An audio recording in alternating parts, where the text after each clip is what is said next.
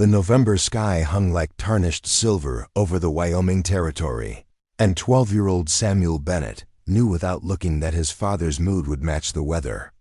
The first snow had come early this year, dusting the endless grassland in white that would soon turn to ice, and with it came the kind of silence that made even the boldest settlers check their rifles twice before stepping outside.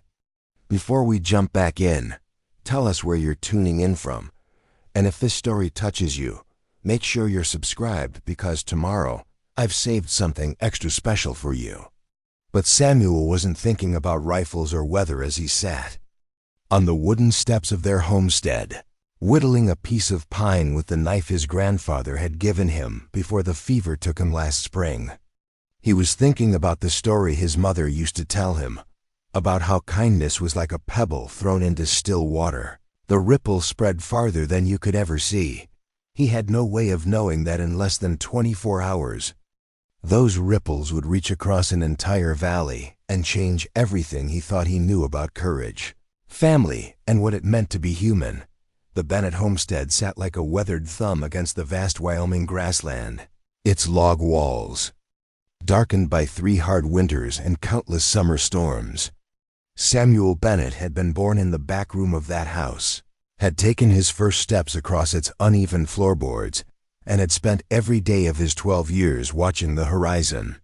From its front porch, the land stretched endlessly in all directions, rolling hills covered in buffalo grass, broken only by the thin line of cottonwoods that marked Willow Creek's path through the valley. Samuel was small for his age, with sandy brown hair that refused to stay flat and green eyes that his mother Martha always said were too old for his face.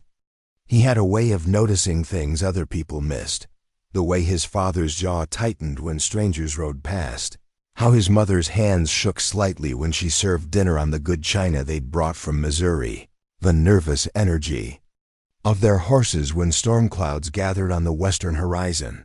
This particular morning, Samuel sat on the porch steps wrapped in the thick wool blanket his grandmother Bennett had knitted the winter before she died. The blanket was a patchwork of colors: deep blue, forest green, and burgundy red with edges that had been carefully bound in soft yellow yarn. His grandmother had spent months on it, working by lamplight after the day's chores were done, and she'd presented it to him on his 11th birthday with tears in her eyes. "This blanket," she'd said, her voice papery thin but firm, "will keep you warm when the world turns cold. But more than that, Samuel, it'll remind you that someone put love into every stitch. Don't forget that when things get hard." Samuel pulled the blanket tighter around his shoulders and watched his father, Marcus Bennett, mending fence posts near the barn. Marcus was a tall man with broad shoulders and calloused hands, the kind of person who could split logs all morning and still have energy to clear stumps in the afternoon. He'd come west from Missouri 5 years ago with dreams of cattle ranching and a fierce determination to carve out something lasting from the wilderness. But the dreams had proven harder to achieve than expected. The cattle had died in a harsh winter 2 years back, and they'd been scraping by ever since on what they could grow in their small garden and the occasional work Marcus could find in the nearest town, Cedar Falls, 30 miles to the east. The isolation wore on all of them in different ways. Marcus had grown quieter and more watchful. Martha spent hours staring out the kitchen window, and Samuel found himself talking to the chickens and the family's old mule, Jasper, more than to actual people. The sound of chopping wood came from behind the house, where Martha was splitting kindling for the cook stove. She was a small woman with auburn hair that she kept pinned back in a practical bun, and hands that were always busy with some task or another. She'd been a schoolteacher back in Missouri, and sometimes in the evenings she would still teach Samuel his letters and numbers by lamplight. She never complained about their circumstances, but Samuel had noticed how she sometimes paused in her work to touch the small locket around her neck, the one that held a picture of the daughter they'd lost to scarlet fever before Samuel was born. The nearest neighbors, the Hutchinson family, lived 8 miles south, and the Carters were 12 miles north. In between lay nothing but grass, sky, and the occasional herd of antelope that would appear like ghosts on the ridge before vanishing again into the vastness. Samuel had learned early to find companionship in solitude, to appreciate the way. Morning light turned the grass into waves of gold, and to understand that in this country, neighbors might as well be family since they were all that stood between you and the endless loneliness of the prairie. Samuel's daily routine rarely varied. He woke before dawn to help his father with the animals, feeding the chickens, milking their single cow, and making sure Jasper had fresh water and hay. After breakfast, he would help his mother with household chores, or tend the small vegetable garden they'd managed to coax from the stubborn soil. In the afternoons, if his work was done, he was free to explore the creek bottom, hunt for interesting rocks, or practice with the slingshot his father had made him. But what Samuel loved most were the quiet moments sitting on the porch at sunset, listening to his mother hum while she mended clothes, watching thunderstorms build on the distant horizon.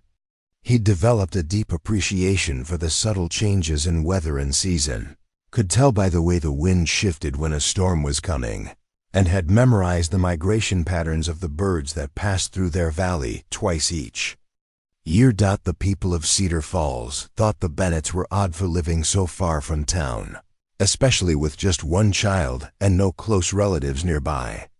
But Samuel's family had found a certain peace in their isolation. They'd learned to depend on each other completely, to find entertainment in simple things like evening stories and Sunday hymns sung around Martha's old piano, and to appreciate the kind of silence that could only be found miles away from the nearest neighbor. Marcus had taught Samuel to shoot with the old Springfield rifle that hung over the fireplace, though they rarely hunted anything larger than rabbits. "A man needs to know how to protect what's his," Marcus would say, but Samuel suspected his father hoped they'd never need protection from anything more dangerous than coyotes or the occasional rattlesnake. Martha had taught Samuel different lessons: how to read the sky for weather signs, how to preserve food for winter, how to make soap from ashes and lard. But more importantly, she'd taught him about compassion. She would set out bowls of milk for the barn cats, even when milk was scarce, and she always insisted they leave corn for the wild turkeys that sometimes wandered through their yard. "Every living thing deserves kindness," she would tell Samuel, "especially when times are hard. That's when kindness matters most." This philosophy sometimes put the family at odds with their neighbors. The settlers in their area had an uneasy relationship with the Cheyenne and Arapaho tribes that still moved through the territory. Most homesteaders viewed any Native American as a potential threat, and there were stories, some true, some exaggerated, of raids on isolated farms and attacks on travelers. Marcus kept his rifle clean and his powder dry, but he'd never spoken with hatred about the native people, only with caution. "They're fighting for their land," he'd told Samuel once while they watched a distant line of riders moving across the southern ridge. "Can't say I wouldn't do the same if strangers came and settled on my grandfather's farm back in Missouri." Samuel had inherited his parents' complex view of their place in this vast territory. He understood they were newcomers to land that had belonged to others for countless generations, but he also knew his family was just trying to survive and build something good. The moral ambiguity of their situation was beyond his 12-year-old understanding, but he sensed the weight of it in his parents' conversations and in the careful way they spoke about their Native American neighbors. The autumn of 1876 had been particularly tense. Word had filtered down from the north about battles and skirmishes, about General Custer's defeat at Little Bighorn, and about increased military activity throughout the region. The stories made everyone nervous, and even the regular trips to Cedar Falls had become occasions for careful planning and watchful travel.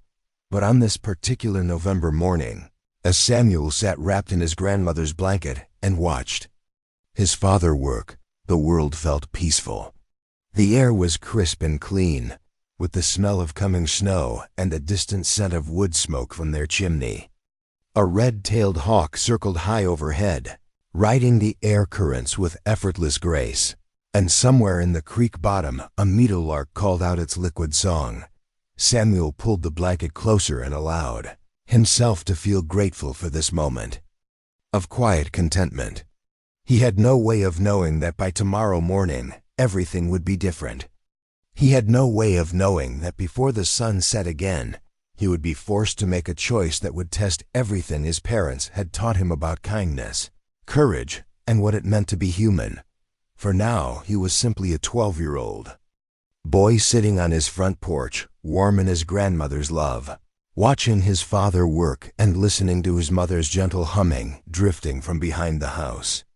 For now, the world was exactly as it should be, and Samuel Bennett was exactly where he belonged. The hawk cried once more and disappeared over the eastern ridge, and Samuel settled deeper into his blanket, content to watch the morning unfold in all its ordinary, precious peace. The first sign something was wrong came with the silence of the birds. Samuel noticed it while carrying water from the well to the kitchen garden, where his mother was harvesting the last of the winter squash before the hard freeze came. The meadowlarks that usually chattered from the creek willows had gone quiet, and even the crows that typically argued over scattered corn in the yard were nowhere to be seen. The air itself seemed to hold its breath, heavy with the promise of snow and something else, something that made the hair on Samuel's arm stand up beneath his wool shirt. His father had ridden to the Hutchinson place that morning to help repair storm damage to their barn roof, leaving Samuel and Martha to manage the daily chores. It was the kind of neighborly assistance that kept frontier families alive through the harsh seasons, and Samuel knew Marcus wouldn't return until near sundown. The isolation felt different without his father's steady presence, more complete somehow, as if their small homestead had become an island floating in an ocean of grass and sky. Martha straightened from her work among the squash vines, brushing dirt from her apron and scanning the horizon with the practiced eye of someone who'd learned to read the prairie's moods. "Storm coming," she murmured, though the sky was still a pale blue marked only by wisps of high, thin clouds. "Can feel it in my bones." Samuel set down the water bucket and followed his mother's gaze across the rolling hills. The autumn grass rippled in waves beneath a wind that seemed to come from everywhere and nowhere at once, and the cottonwoods along Willow Creek swayed with a restless energy that suggested change was coming. But it wasn't the weather that held Samuel's attention. It was the complete absence of movement on the landscape, as if every living creature had suddenly decided to hide. After lunch, Samuel took his slingshot and wandered down toward the creek, hoping to find a few late blackberries or perhaps catch sight of the beaver family that had built a dam near the bend. His mother had packed him a small cloth bag with biscuits and honey, and he'd promised to gather any walnuts he could find from the grove that grew where the creek made its sharpest turn to the south. Preparing and narrating this story took us a lot of time, so if you are enjoying it, subscribe to our channel. It means a lot to us. Now back to the story. The creek bottom was different from the open grassland, cooler and more sheltered, with willows and cottonwoods creating a canopy that filtered the afternoon light into shifting patterns of gold and green. Samuel had always felt safe here, protected by the trees and the gentle sound of water moving over stones. It was his private world, a place where he could think without interruption and watch the small dramas of wildlife that played out along the water's edge. But today the creek bottom felt wrong. The usual symphony of insects was muted, and the water seemed to flow more quietly, as if reluctant to disturb whatever had settled over the valley. Samuel made his way carefully along the game trail that followed the creek's eastern bank, stopping frequently to listen for sounds that never came. He was nearly at the walnut grove when he saw the blood dot. It was just a few drops on the pale sand of a deer path, dark red against the light-colored earth. Samuel knelt for a closer look, his heart beginning to beat faster. The blood was fresh, still bright, rather than the dark brown it would become after hours in the air. He looked around carefully, searching for signs of what might have been injured, but saw nothing obvious. No wounded animal, no scattered feathers from a hawk's kill, no indication of what had passed this way. Standing slowly, Samuel continued along the path with increased caution. More blood spots appeared at irregular intervals, sometimes on the ground, sometimes on the tall grass that bordered the trail. Whatever had been bleeding was moving slowly, deliberately, following the creek toward the deeper pools where the water ran darkest and most still. The walnut grove appeared ahead, its gnarled trees heavy with nuts that would soon fall with the first hard frost. Samuel approached the edge of the grove and stopped, his breath catching in his throat. There, partially hidden behind the massive trunk of the largest cottonwood, something moved. At first he thought it might be a wounded deer, or perhaps an injured calf that had wandered from one of the neighboring ranches. But as his eyes adjusted to the dappled shadows beneath the trees, Samuel realized he was looking at something else entirely. Someone else entirely. A young woman lay curled against the base of the cottonwood, her body positioned as if she had crawled here seeking shelter, and then collapsed from exhaustion. Her skin was bronze, her black hair braided with what appeared to be small shells and colored beads. She wore a dress made of soft doeskin, decorated with intricate patterns of blue and white quillwork, but the beautiful garment was torn and stained with blood that had seeped through the fabric in several places.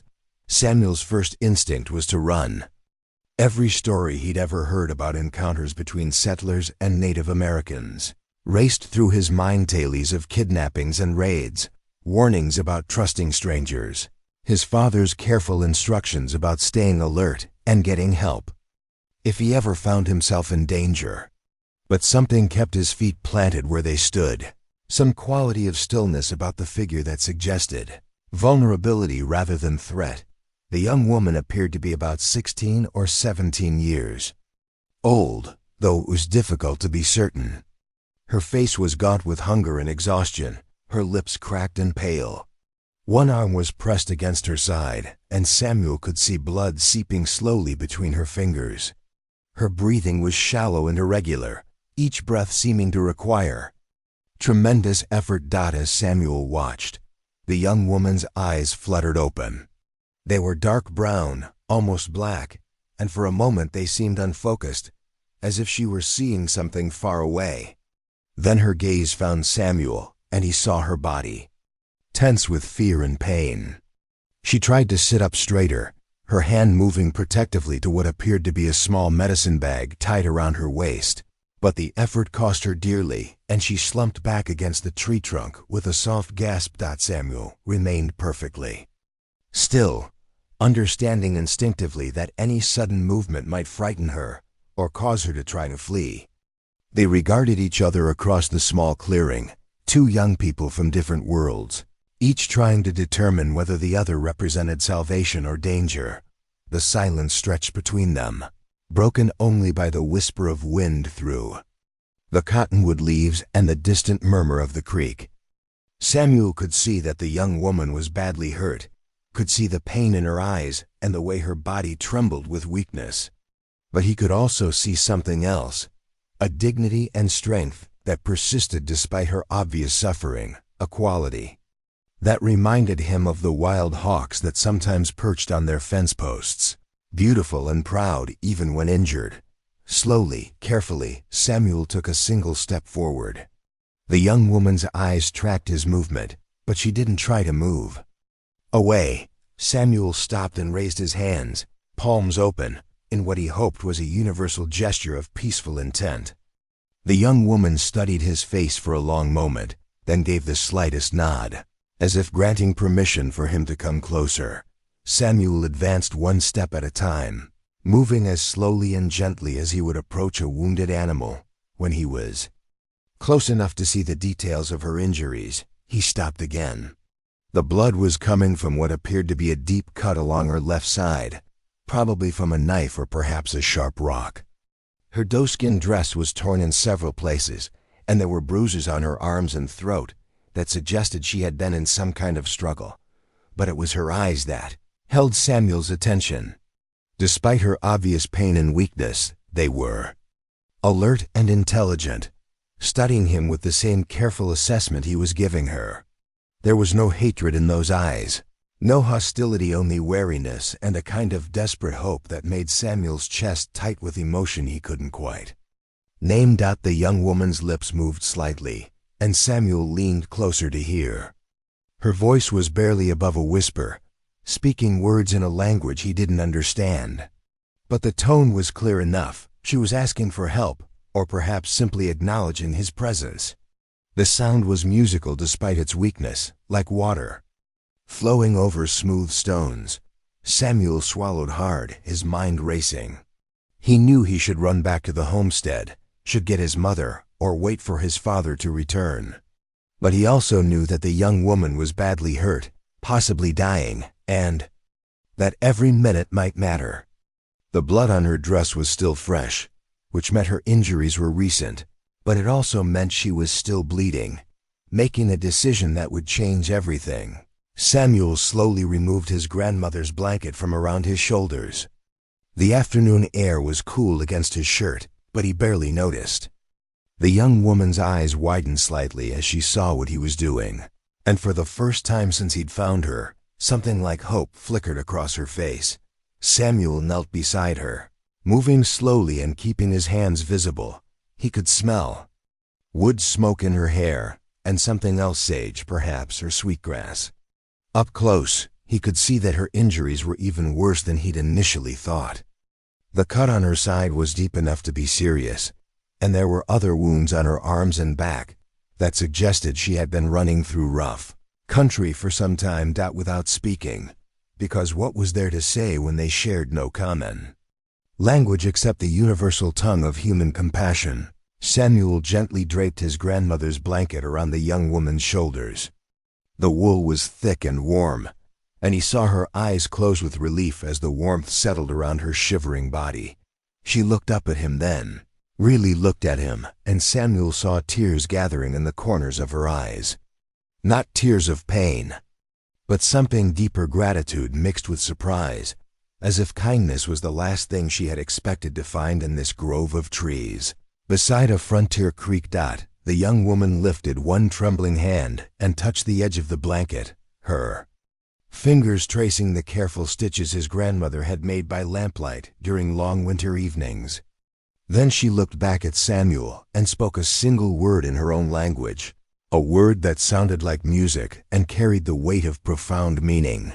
Though Samuel couldn't understand what it meant, what he did understand was that he had crossed some invisible line, had made a choice that couldn't be undone.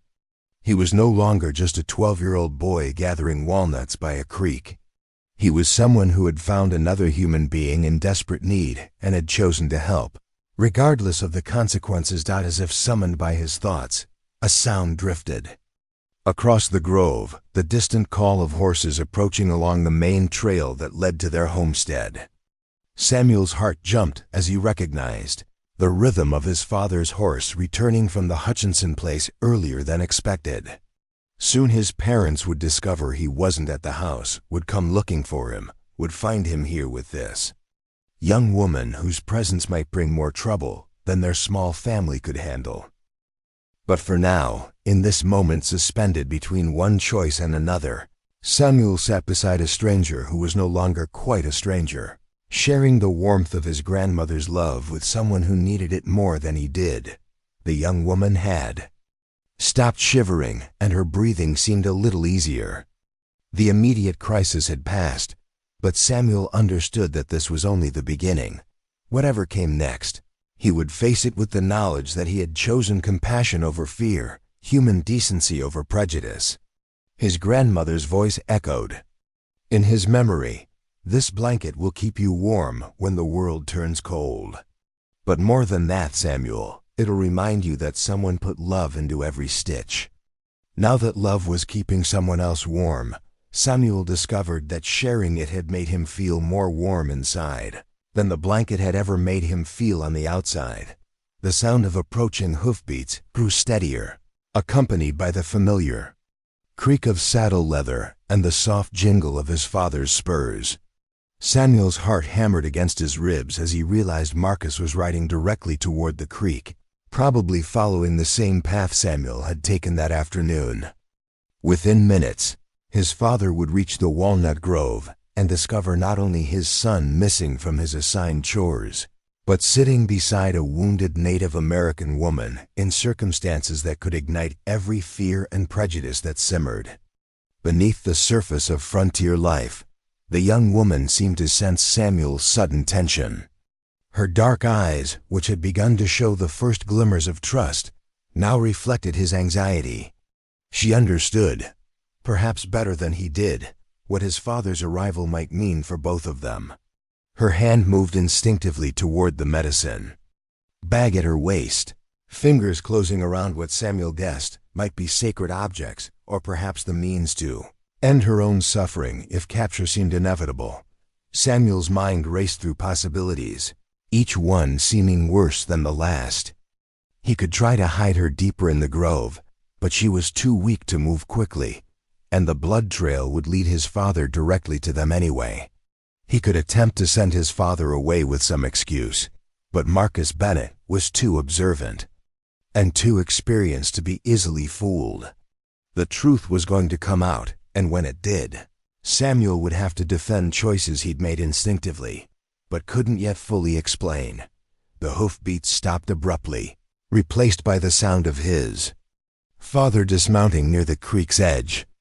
Samuel heard Marcus calling his name, the tone carrying that particular note of parental concern that meant his absence had been discovered and questions would follow. There was no anger in his father's voice yet, just the careful alertness of a man who'd learned to expect trouble in a land where trouble often came without warning. "Samuel, you down by the creek, son?" The young woman's eyes met Samuel's, and in that moment of shared understanding, he made this second crucial decision of what was already becoming the most important day of his life. Instead of trying to hide what he'd done, instead of attempting to create some elaborate deception, he would trust his father with the truth. Not because he was certain Marcus would approve, but because he was beginning to understand that some choices were too important to hide behind lies. "Here, Pa," Samuel called back, his voice steadier than he'd expected. "Down by the walnut grove." The young woman's eyes widened slightly at his decision, but she didn't protest. Perhaps she too understood that the time for concealment had passed, that whatever happened next would require honesty and courage from all of them. She pulled Samuel's grandmother's blanket more tightly around her shoulders, not from cold now, but as if drawing strength from its warmth and the kindness it represented. Marcus appeared through the trees, leading his horse and scanning the grove with the practiced wariness of someone who'd learned to assess situations quickly. His gaze found Samuel first, noting his son's position and posture, then shifted to the figure wrapped in the familiar patchwork blanket. For several heartbeats, father and son looked at each other across the small clearing while the enormity of the situation settled between them like smoke from a distant fire. Marcus Bennett was not a man given to quick judgments or emotional outbursts. 3 years of frontier life had taught him to think before reacting, to gather information before making decisions that could have life or death consequences. But Samuel could see the muscles in his father's jaw tighten as he took in the scene. His 12-year-old son sitting beside a wounded Native American woman, sharing the blanket that had been one of their most treasured family possessions. "Samuel," Marcus said quietly, his voice carrying neither approval nor condemnation, just a father's need to understand. "What's happened here?" The question opened a door Samuel knew he had to walk through, regardless of where it might lead. He stood slowly, careful not to make any sudden movements that might alarm either his father or the young woman who was watching this encounter with the intensity of someone whose life might depend on its outcome. "I found her, Pa," Samuel said simply. "She's hurt badly. Real bad. I couldn't just leave her." Marcus stepped closer, his trained eye taking in details Samuel had missed, the quality of the young woman's clothing, the careful workmanship of her beadwork, the fact that her injuries suggested violence rather than accident. This wasn't some random encounter with a lost traveler. The young woman's presence here, alone and wounded, told a story that Marcus could read as clearly as tracks in mud. "How long has she been here?" Marcus asked, still speaking to Samuel but keeping his eyes on the young woman, who was watching him with the wariness of prey that had learned to fear predators. "I don't know," Samuel admitted. "When I found her, she could barely lift her head. The bleeding slowed some since I gave her the blanket, but she needs help, Pa. Real help." Marcus was quiet for a long moment, studying the situation with the methodical care he brought to all serious decisions. Samuel could almost see his father's mind working through implications and possibilities. The danger of harboring a wounded Native American during a time of increased tensions. The moral obligation to help someone in desperate need. The potential consequences for his family if word of this reached the wrong ears. The young woman spoke then, her voice still weak but carrying a dignity that commanded attention. She addressed Marcus directly, speaking in her own language with obvious effort but unmistakable sincerity. Though neither Samuel nor his father could understand her words, the meaning was clear. She was acknowledging Marcus's authority, perhaps asking for permission to remain, or possibly simply thanking them for what they'd already done. Marcus listened respectfully until she finished, then nodded slightly in acknowledgement. When he spoke again, his voice had taken on the tone Samuel recognized from serious family discussions, calm, thoughtful, but weighted with the gravity of difficult decisions. "Son, do you understand what you've done here?" It wasn't an accusation, but it was a test. Samuel felt the weight of his father's gaze and knew that his answer would determine not just what happened to the young woman, but how his father would view his judgment and character going forward. "I understand it might bring trouble," Samuel said carefully. "But I also understand she would have died if I'd left her here. And I understand that May taught me every living thing deserves kindness, especially when times are hard." A fleeting smile crossed Marcus's face at his son's reference to Martha's teachings. It was true that Samuel's mother had instilled in him a deep sense of compassion, but Marcus also knew that compassion without wisdom could be dangerous in a place where survival often depended on making difficult choices about trust and risk. "Your mother's a wise woman," Marcus said. "But wisdom also means understanding consequences. This young lady's presence here, it's going to complicate things considerably." Samuel felt his stomach tighten. "Are you going to make her leave?" The question hung in the air like morning mist, and Samuel realized he was holding his breath waiting for the answer. He hadn't known until that moment how much it mattered to him, how invested he'd already become in this stranger's welfare. The thought of watching her struggle to her feet and disappear back into the wilderness, still bleeding and weak, made something inside his chest clench like a fist. Marcus looked at the young woman again, really looked at her, seeing past his initial concerns to the human being who was fighting to stay alive with nothing but a 12-year-old boy's kindness between her and death. Samuel watched his father's expression change subtly, saw the moment when Marcus Bennett, the careful settler, gave way to Marcus Bennett, the father and husband who had once left everything behind to chase a dream of something better. "No," Marcus said finally. "No, I'm not going to make her leave. But we're going to need to be very careful about how we handle this situation." Relief flooded through Samuel like water through a broken dam, but it was immediately followed by a new kind of anxiety. His father's agreement to help meant they were all committed now, all accepting whatever risks came with harboring a wounded stranger in a time when such gestures could be misunderstood by neighbors who had their own fears and prejudices to contend with. Marcus knelt beside the young woman, moving slowly and keeping his hands visible. He examined her injuries with the practical knowledge of someone who'd treated wounded animals and dealt with his share of cuts and bruises. His assessment was grim, but not hopeless. She was badly hurt and weakened by blood loss, but with proper care and rest. She might recover. We need to get her to the house, Marcus said. She needs warmth, food, and proper bandages. But first, we need to understand what happened to her and whether anyone's looking for her. He turned to the young woman and spoke slowly, using simple gestures to accompany his words. Who did this? Where did you come from? The young woman seemed to understand at least part of his question. She pointed toward the north, where the hills rolled away toward the distant mountains, and spoke a few words in her own language.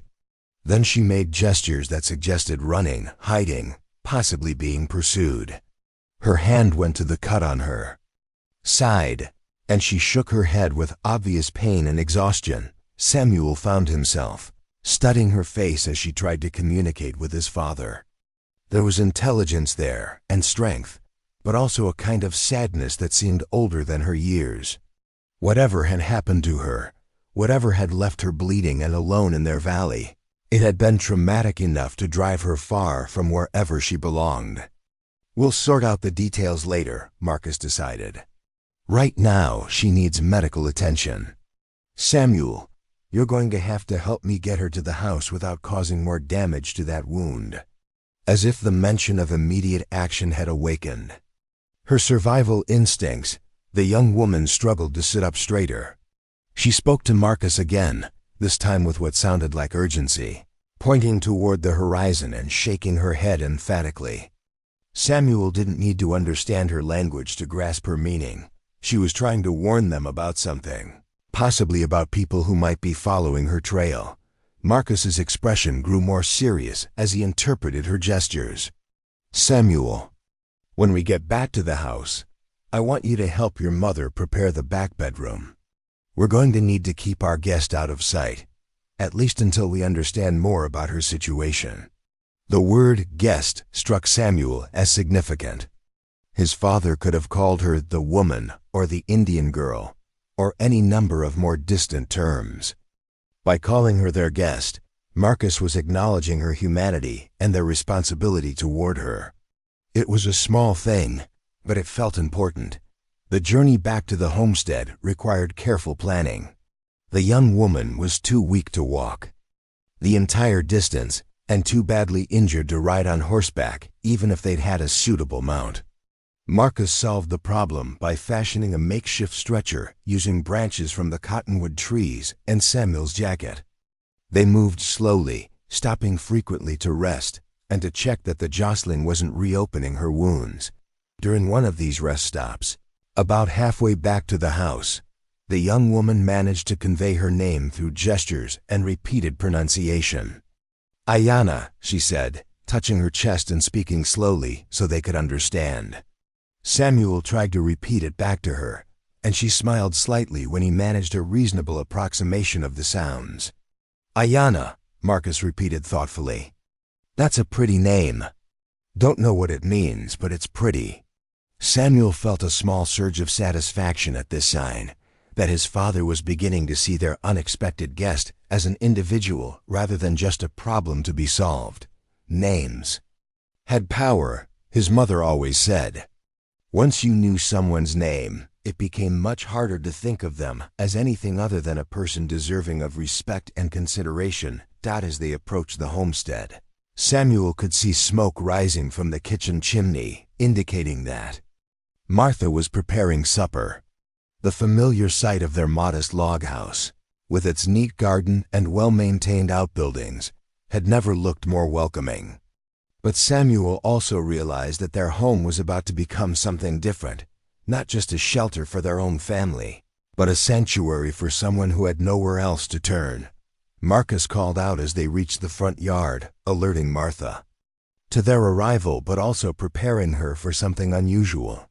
Samuel's mother appeared in the doorway, wiping her hands on her apron, and stopped short when she saw the makeshift stretcher and its occupant. For a moment, Samuel worried that his mother might react with fear or anger. Martha Bennett was a practical woman who understood the dangers of frontier life, and she might well question the wisdom of bringing a wounded stranger into their home. But as Samuel watched, his mother's expression shifted from surprise to concern. to the kind of maternal instinct that transcended cultural boundaries. "Merciful heavens," Martha breathed, hurrying toward them. "What happened to this poor child?" The word child told Samuel everything he needed to know about how his mother would respond to their unexpected guest. In Martha's eyes, Ayanna wasn't a potential threat or a political complication. She was a young woman in desperate need of care, and that need trumped every other consideration. Working together, the three members of the Bennett family carefully carried Ayanna into the house and settled her in the back bedroom that Samuel's parents had prepared for the baby sister who had never survived to occupy it. Martha immediately took charge of the medical situation, sending Marcus to heat water and Samuel to gather clean cloth for bandages. As Samuel hurried to follow his mother's instructions, he felt a deep sense of rightness about what they were doing. Yes, there would be risks and complications. Yes, their decision to help Ayanna might bring trouble to their doorstep. But there was also something profound happening here, something that connected to everything good his parents had tried to teach him about human decency and moral courage. His grandmother's blanket still wrapped around Ayanna's shoulders, and Samuel realized that the love stitched into that wool was doing exactly what his grandmother had intended, providing warmth and comfort to someone who needed it most. The blanket had become a bridge between worlds, a tangible expression of the kindness that could exist between strangers, if people were brave enough to offer it. As night fell over the Wyoming territory, and the Bennett family worked together to tend their unexpected guest, Samuel understood that he had crossed a threshold from which there would be no going back. He had chosen compassion over caution, humanity over fear, and his parents had chosen to support that decision, even though they couldn't yet see where it might lead. Tomorrow will bring new challenges and difficult decisions. But tonight, in the warm glow of their kitchen lamp, with his mother gently cleaning Ayanna's wounds, while his father stood guard at the window, Samuel felt he had learned something essential about what it meant to be truly human. Sometimes the most important choices weren't the ones you planned for, but the ones that arose suddenly from circumstances beyond your control, demanding that you decide in an instant what kind of person you were going to be. And sometimes, if you were very fortunate, you discovered that kindness was stronger than fear, and that love could indeed spread like ripples across still water, reaching farther than you ever imagined possible. The first sign of trouble came with the sunrise, carried on the wings of Thomas Hutchinson's panicked mare, as she galloped into the Bennett farmyard without her rider. The horse's flanks were lathered with sweat, her eyes wild with terror, and blood streaked across her saddle where something sharp had grazed the leather. Samuel watched from the kitchen window as his father caught the mare's trailing reins, his face grim as he examined the evidence of whatever catastrophe had befallen their neighbor. Inside the house, Ayanna had spent a restless night drifting between fevered sleep and waking moments of pain-racked awareness.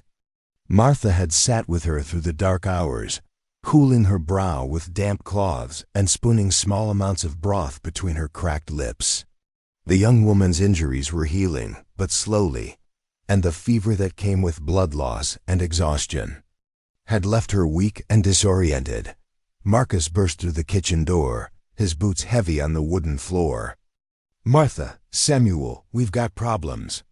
Tom Hutchinson's horse came back alone, and there's been some kind of trouble at their place. Samuel felt his stomach drop as the implications hit him. The Hutchinson farm was only 8 miles south, close enough that whatever had happened there could easily spread to their own homestead. And with Ayanna hidden in their back bedroom, still too weak to travel, they were more vulnerable than they'd ever been. "What kind of trouble?" Martha asked, setting down the bowl of broth she'd been preparing. "The kind that leaves blood on a saddle and sends a good horse running home without her rider," Marcus replied grimly. "I'm going to ride over there, see what's what. But first, we need to talk about our situation here." He gestured toward the back bedroom where Ayanna lay sleeping. In the morning light, with the immediate crisis of her injuries stabilized, The larger questions about her presence had become impossible to ignore. Who was she? Where had she come from? And most importantly, who might be looking for her? She tried to tell us something yesterday, Samuel said, remembering Ayana's urgent gestures toward the northern hills. Something about people following her, or maybe people she was running from. Marcus nodded. I've been thinking about that all night. A young Cheyenne woman doesn't end up alone and wounded in our valley by accident. Something drove her here, and that something might still be out there. As if summoned by their conversation, Ayana appeared in the bedroom doorway, moving slowly but under her own power for the first time since Samuel had found her. She still wore Samuel's grandmother's blanket around her shoulders, but she'd managed to clean most of the blood from her hands and face. Her dark eyes were clearer this morning, though they still held the wariness of someone who'd learned to expect danger from every direction. She spoke softly in her own language, looking directly at Marcus. Though none of them could understand her words, her tone was urgent, almost pleading. She pointed toward the window, then toward herself, then made a gesture that clearly meant go or leave. She knows, Martha said quietly. She knows her. Being here puts us in danger, and she's trying to leave to protect us. Samuel stepped forward. No, you're not well enough to travel. And besides, he added, looking at his parents, we made a choice yesterday. We don't abandon people just because things get complicated. Marcus studied his son's face, seeing something there that hadn't been present just 24 hours earlier. Samuel had aged somehow, had crossed some invisible threshold between childhood and the kind of moral maturity that came from making difficult decisions and living with their consequences. Samuel's right, Marcus said finally. We made our choice. But that doesn't mean we can ignore the realities of our situation. If Tom Hutchinson's in trouble, if there's been some kind of raid or attack, then every settler in this valley is going to be on edge. And if they find out we're harboring a wounded Cheyenne woman, ... He didn't need to finish the sentence. They all understood the implications. Fear made people dangerous, and in times of crisis, the difference between helping someone in need and harboring the enemy could disappear entirely in the minds of frightened neighbors. A distant sound interrupted their conversation, the rhythmic drumming of multiple horses approaching at speed. Marcus moved to the front window and cursed under his breath. Riders coming. Looks like half the men from Cedar Falls, and they're armed. Samuel felt his heart begin to race. Through the window, he could see a group of perhaps 15 men on horseback, led by Sheriff Reynolds and Mayor Blackwood. Behind them rode faces Samuel recognized from town: the blacksmith, the general store owner, several local ranchers, and others whose expressions suggested they were expecting trouble and prepared to meet it with violence. Get her back to the bedroom, Marcus ordered. Keep her quiet and out of sight. Martha, put away any evidence she's been here, extra plates, bandages, anything that might raise questions. Ayana seemed to understand the urgency without needing translation. She moved as quickly as her injuries allowed, disappearing into the back room while Martha hastily cleared away the medical supplies she'd been using.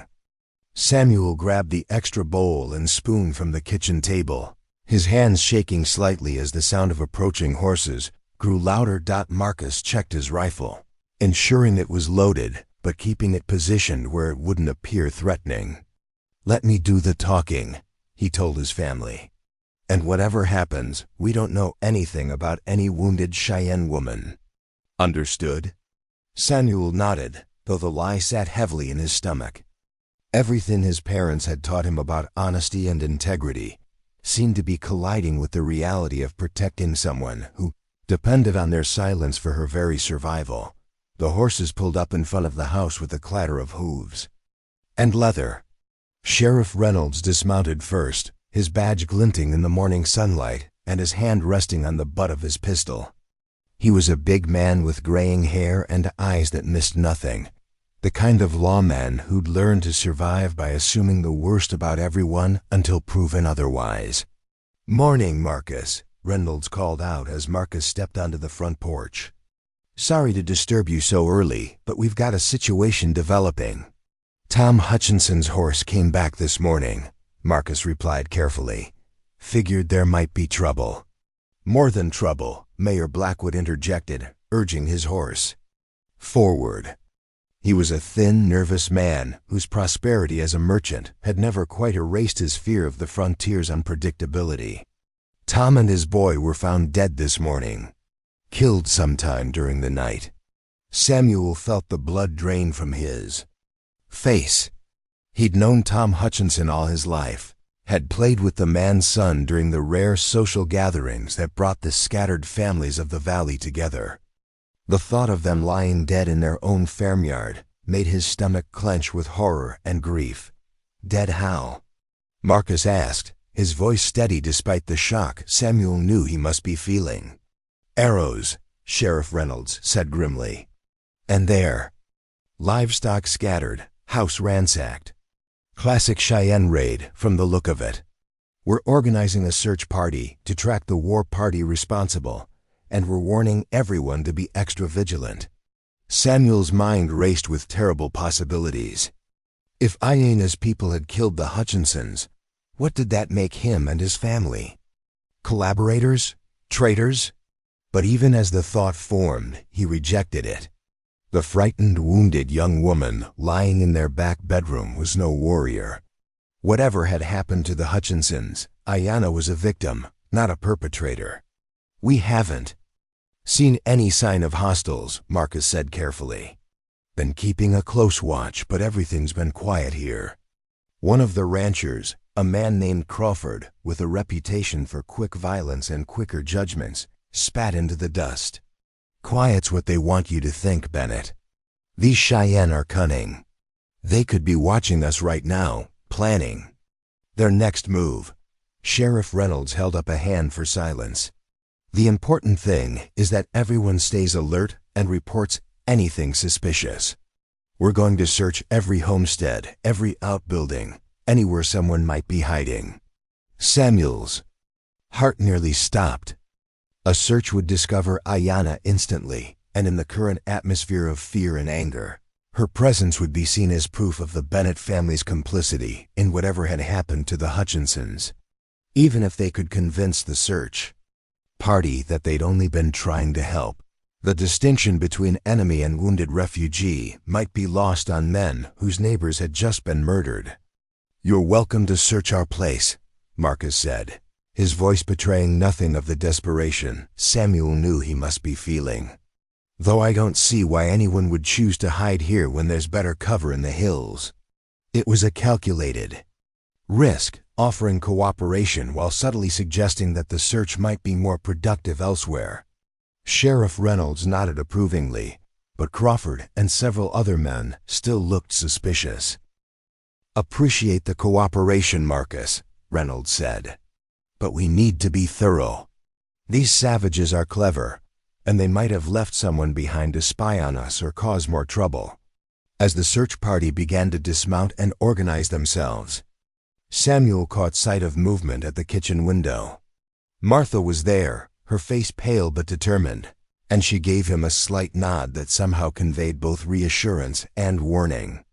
She had dealt with the immediate evidence of Ayana's presence, but there was no hiding the back bedroom from a determined search. Mayor Blackwood approached the porch, his nervous energy making him fidget with his hat.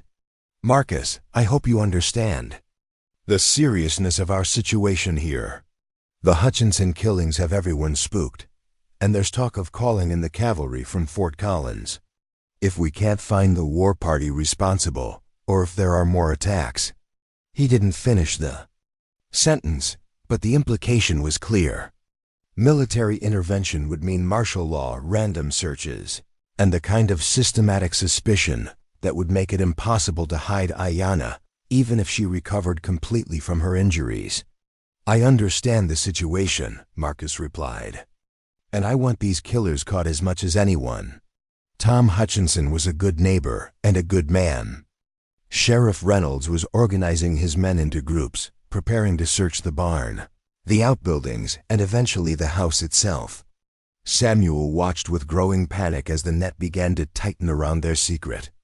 In minutes, maybe less, Ayanna would be discovered, and everything they'd worked to protect would collapse. But then, from the direction of the northern hills, came a sound that changed everything. The distant but unmistakable sound of war drums, carried on the morning wind, like thunder from a clear sky. Every head turned toward the sound. Every hand moved instinctively toward a weapon. The search party that had seen so formidable moments before suddenly looked small and vulnerable against the vastness of the prairie. Jesus Christ, Crawford breathed, his face going white. They're still out there. And they're not running. Sheriff Reynolds was already moving toward his horse. All right, men, change of plans. We're not searching houses today, we're hunting a war party. Everyone went back to town to gather more men and ammunition. This is bigger than we thought. The search party remounted with urgent efficiency, their attention completely diverted from the Bennett homestead to the larger threat implied by those drums. As they prepared to ride out, Sheriff Reynolds called back to Marcus. Keep your family close and your rifle loaded, Marcus. And if you see anything at all, send someone to town immediately. We can't afford to have any more surprises. Marcus nodded grimly. We'll be careful, Sheriff, and we'll keep watch. As the search party rode away in a cloud of dust and urgency, Samuel felt his knees go weak with relief. They had dodged disaster by the narrowest of margins, saved only by the coincidental arrival of what appeared to be a genuine threat from the hills. But even as he celebrated their narrow escape, Samuel couldn't shake the feeling that their troubles were just beginning. Inside the house, they found Ayanna sitting on the floor of the back bedroom, her face streaked with tears of what might have been fear or grief or both. She had heard the drums too, and her reaction suggested they carried meaning that went far beyond the simple threat the settlers perceived. Ayanna, Samuel said gently, kneeling beside her. Do you know what those drums mean? She looked up at him with eyes that held depths of sorrow he couldn't begin to fathom. When she spoke, her voice was barely above a whisper, but the pain in it was unmistakable. My people, she said in halting English that surprised them all. My people come, but not for good. Come for... She struggled with the words, then simply sighed, come for blood. The implications hit Samuel like a physical blow. The drums weren't just a threat, they were a promise of escalating violence that would sweep across the valley like wildfire. And somewhere in the middle of it all, the Bennett family would be trying to protect a young woman whose very existence could be seen as evidence of treason by their own neighbors, or as proof of betrayal by her own people. As if reading his thoughts, Ayanna reached out and touched Samuel's hand. You save me, she said softly. Now I save you. Must go before more blood. But even as she spoke the words, Samuel could see that she was still too weak to travel far, and the tears in her eyes suggested that wherever she might go, there would be no safety waiting for her there either. She was caught between two worlds, at war, belonging fully to neither, and her only allies were a frontier family who had risked everything on a 12-year-old boy's instinct for compassion. Outside, the drums continued their ominous rhythm, growing neither close nor more distant, but maintaining their presence like a heartbeat of impending doom. And inside the Bennett homestead, 4 people from 2 different worlds tried to figure out how to survive what was coming, knowing that every choice they made from this point forward could mean the difference between life and death for all of them. The moral choice Samuel had made beside the creek was about to be tested in ways he never could have imagined. And the true cost of compassion was just beginning to reveal itself. The war drums had stopped sometime during the night, but their silence was more ominous than their rhythm had been. Samuel woke before dawn to find his father already dressed and standing at the kitchen window, rifle in hand, scanning the horizon for signs of movement. The absence of sound from the hills felt like the held breath before a scream, and every member of the Bennett family understood that this day would bring a reckoning they could no longer avoid. Ayanna had spent the night in fevered conversation with herself, speaking rapidly in Cheyenne while tears streamed down her face. Martha had tried to comfort her, but whatever visions or memories were tormenting the young woman seemed beyond the reach of gentle words or cool cloths. She had awakened just after midnight, gripping Samuel's grandmother's blanket and speaking a single word over and over, Mappa, which sounded like a name, though none of them could understand its significance. "How's she doing?" Marcus asked, as Samuel joined him at the window. "Better physically," Samuel replied, watching the eastern horizon where the first pale light of dawn was beginning to show. "But something's eating her inside. She keeps saying the same word over and over, Mop." "Sounds like a name," Marcus nodded grimly. "Probably someone she lost. From the look of her injuries and the way she ended up alone, I guess she's been through something terrible. Question is, are the people who hurt her the same ones beating those drums?" It was a question that had haunted Samuel through the sleepless hours of the night. If Ayanna was a victim fleeing from her own people, then the approaching war party might be as much a threat to her as to the Bennett family. But if she was somehow connected to whatever had happened to the Hutchinsons, then every moment they continued to shelter her brought them closer to being branded as traitors by their own community. The sound of horses approaching interrupted his thoughts, not the thunderous arrival of yesterday's search party, but the careful approach of riders who were trying not to be heard. Marcus motioned for silence and moved away from the window, gesturing for Samuel to wake his mother and get everyone into the back bedroom with Ayanna. But before Samuel could move, a voice called out from the front yard, a voice speaking accented English with the careful formality of someone choosing their words with extreme precision.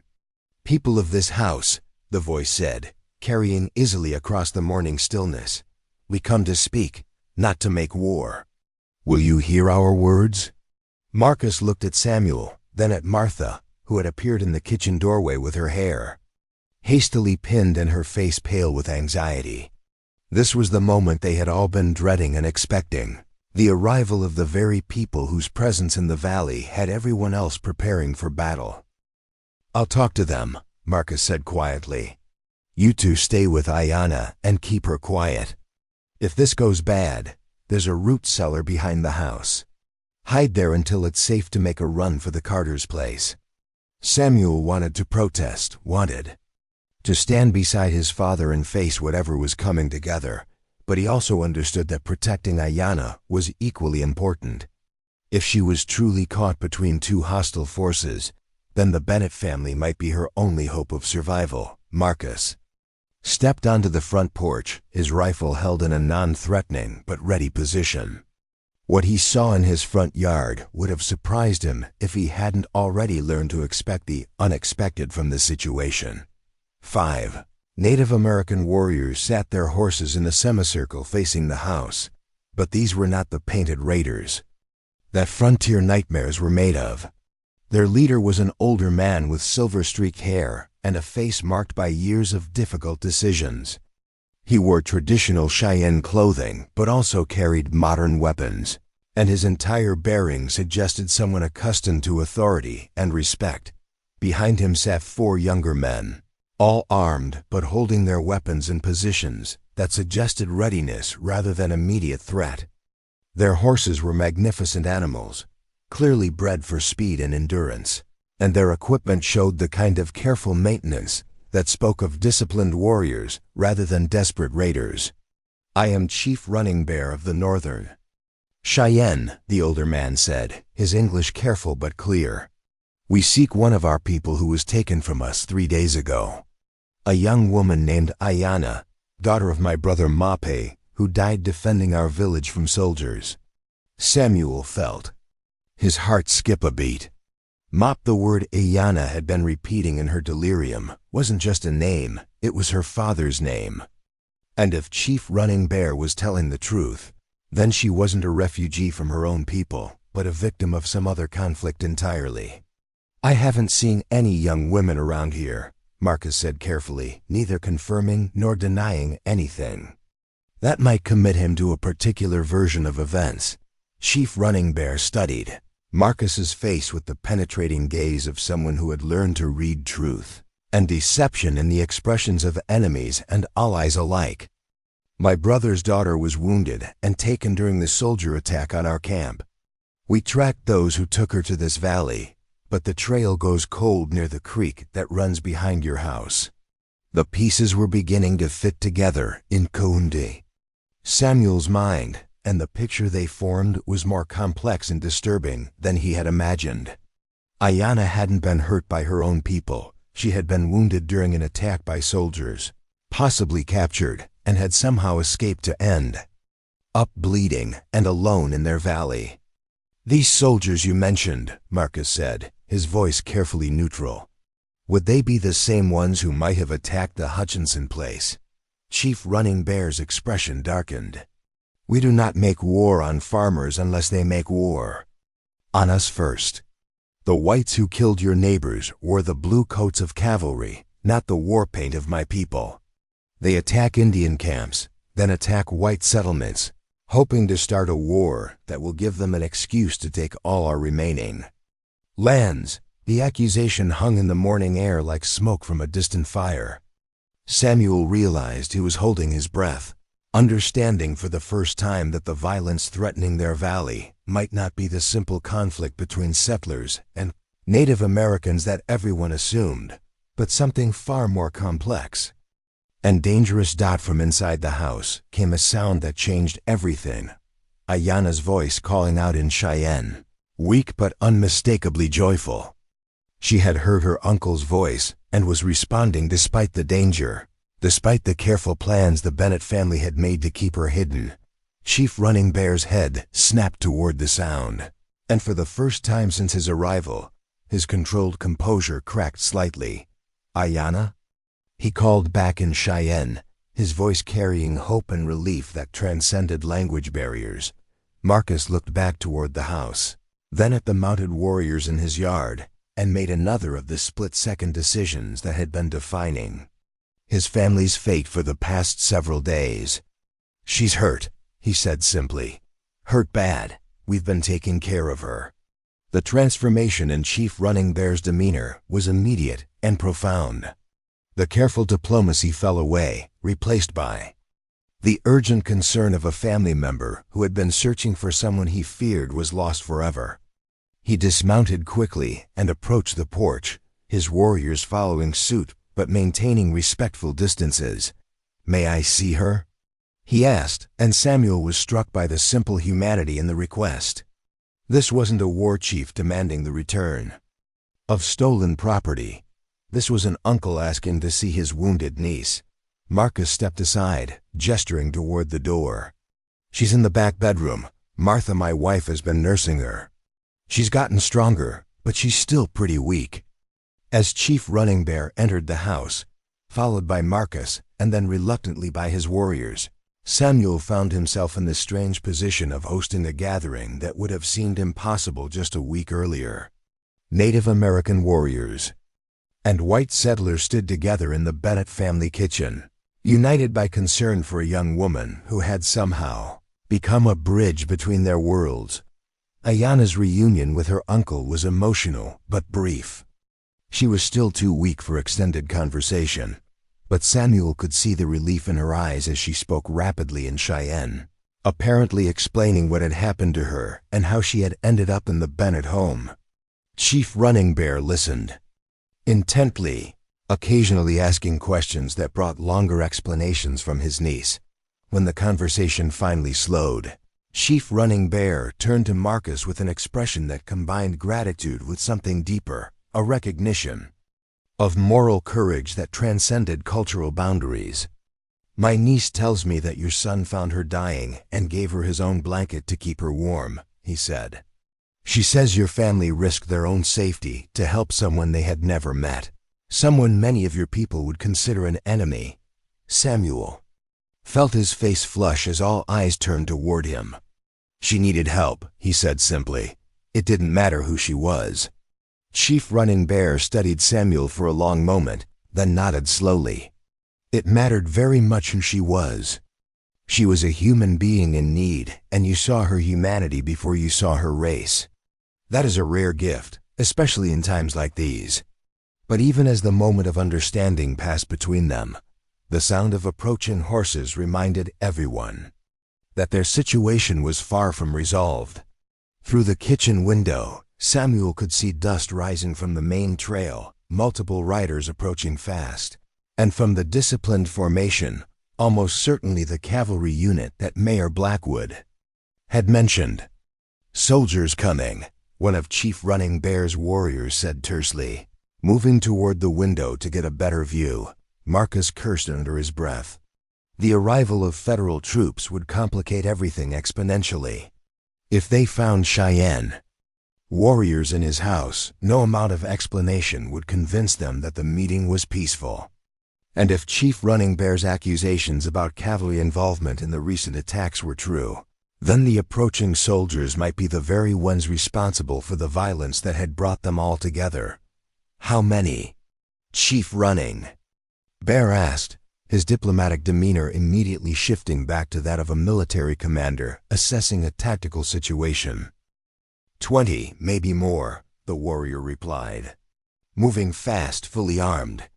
Chief Running Bear looked at Marcus, then at Samuel, his expression grave. If these are the soldiers who attacked our village and killed your neighbors, then none of us are safe. They will not want witnesses to their deception. Samuel felt the world spinning around him as the full magnitude of their situation became clear. They weren't just caught between two hostile forces. They were potentially harboring evidence of a conspiracy that powerful people would kill to keep secret. The wounded young woman in their back bedroom wasn't just a refugee, she was a witness to war crimes that could expose corruption at the highest levels of military command. "There's a root cellar," Marcus said quickly, "behind the house, hidden under some old boards. It's not big, but it might hold all of you if we're careful." Chief Running Bear shook his head. "Running will only make us look guilty. Better to face them openly and see what they want. But first," he turned to Samuel, "I want you to understand something important. What you did for my niece, the kindness you showed when you had every reason to be afraid, that act will be remembered and honored by my people for generations to come. Whatever happens here today, you have earned a place of respect among the Cheyenne." Samuel felt tears prick his eyes, not from fear, but from the profound weight of recognition from someone he had been taught to consider an enemy. In giving Ayanna his grandmother's blanket, he had somehow built a bridge between worlds that had seemed forever separated by fear and misunderstanding. The cavalry unit pulled into the Bennett farmyard with military precision, their horses arranged in formation, and their weapons prominently displayed. Their leader was a young lieutenant with the kind of rigid bearing that suggested someone trying to prove himself worthy of his rank. Behind him rode a mixed group of enlisted men and what appeared to be civilian scouts, all of them looking like they expected trouble and were prepared to create it if necessary. "Lieutenant Morrison, 4th Cavalry," the young officer announced as he dismounted. "We're pursuing a band of hostile Cheyenne who attacked settlers in this area. We have reports that they may be seeking shelter with sympathetic civilians." The accusation was barely veiled, and Samuel realized that this confrontation had been planned from the beginning. Someone had decided that the Bennett family was involved with the recent violence, and the cavalry had been sent to extract confessions or eliminate witnesses. Marcus stepped forward, his rifle still in hand but pointed downward. "Lieutenant, I'm Marcus Bennett, and this is my family's homestead. We've had no contact with any hostile forces." Lieutenant Morrison's gaze swept across the front of the house, taking in details with the practiced eye of someone looking for evidence of deception. "Mr. Bennett, we have reliable information that suggests otherwise. I'm going to need to search your property thoroughly, and I'll need to question your family about any suspicious activity in the area." It was the moment of ultimate confrontation. The point where all the careful moral choices and acts of compassion would be tested against the brutal realities of military power and political expediency.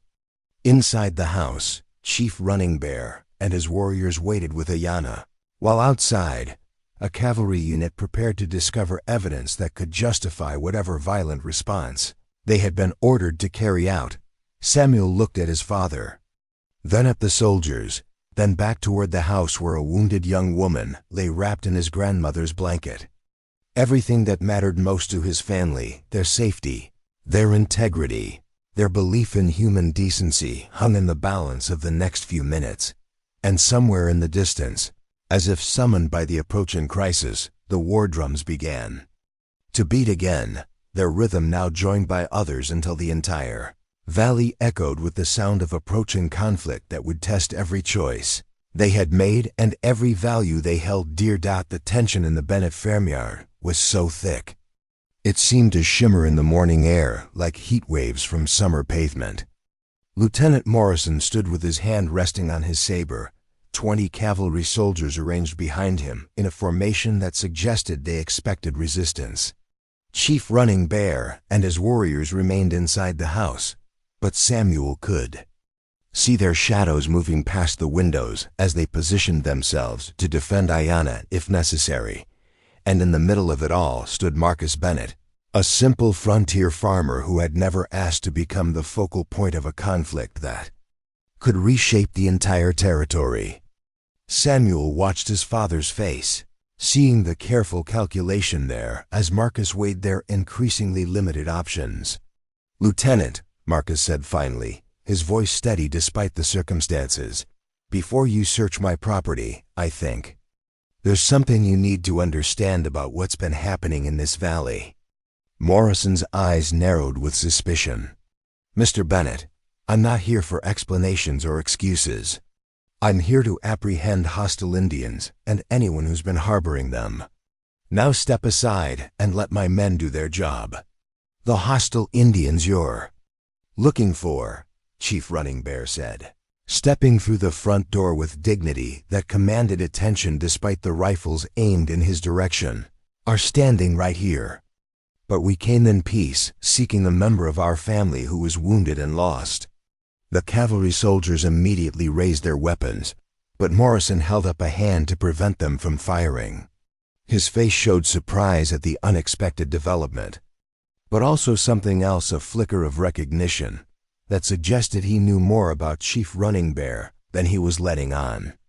"Chief Running Bear," Morrison said, his tone shifting to one of wary respect, "you're a long way from your usual territory. And according to our reports, your warriors have been raiding settlements throughout this region. Your reports are lies." Chief Running Bear replied calmly, "My warriors have been searching for my niece, who was taken during an unprovoked attack on our peaceful camp 3 days ago. An attack carried out by soldiers wearing the same uniform you wear now." Samuel watched Morrison's face carefully and saw the moment when the lieutenant's mask of official authority slipped slightly. There was guilt there, or at least knowledge of guilt, and Samuel realized that Chief Running Bear's accusations were hitting closer to the truth than Morrison wanted to admit. "That's a serious accusation," Morrison said, but his voice lacked the conviction of someone speaking from complete innocence. "It's also a true one," Ayana said, appearing in the doorway, supported by Martha Bennett's steady arm. Despite her weakness, she spoke clearly and with unmistakable authority. "I was there when your soldiers attacked our village. I saw them kill my father and wound innocent people who had done nothing but try to live in peace." The sight of Ayana, wrapped in Samuel's grandmother's blanket and clearly bearing the marks of recent violence, created a moment of profound silence in the farmyard. Here was living evidence of whatever had happened in the Cheyenne camp, and her presence made it impossible for anyone to pretend that the recent violence was simply a matter of Indian raids against innocent settlers. Morrison's composure cracked further. "Even if that were true, it doesn't change the fact that settlers have been killed. The Hutchinson family was murdered by the same soldiers who attacked our village," Chief Running Bear interrupted. killed to make it appear that my people were responsible for unprovoked aggression. Someone wants a war, Lieutenant, and they're willing to murder both Indians and whites to get one. Samuel felt pieces of the puzzle clicking into place in his mind. The carefully orchestrated attacks, the convenient timing of the cavalry's arrival, the way Morrison seemed to know more than he was admitting, it all pointed to a conspiracy designed to justify military action against the remaining Native American populations in the territory. "You can't prove any of that," Morrison said, but his protest sounded hollow even to Samuel's young ears. "Actually," said a new voice from the edge of the farmyard, "I think we can." Everyone turned to see Sheriff Reynolds riding up with a small group of men, but these weren't the frightened settlers who had searched the area the day before. These were federal marshals, their badges gleaming in the morning sunlight, and their leader was a tall man with graying hair, and the kind of steady presence that suggested someone accustomed to dealing with complex criminal investigations. "Marshal Garrett, Federal Bureau of Investigation," the man announced as he dismounted. "Lieutenant Morrison, you and your men are under arrest for murder, conspiracy, and violation of federal treaties with Native American tribes." Morrison's face went white.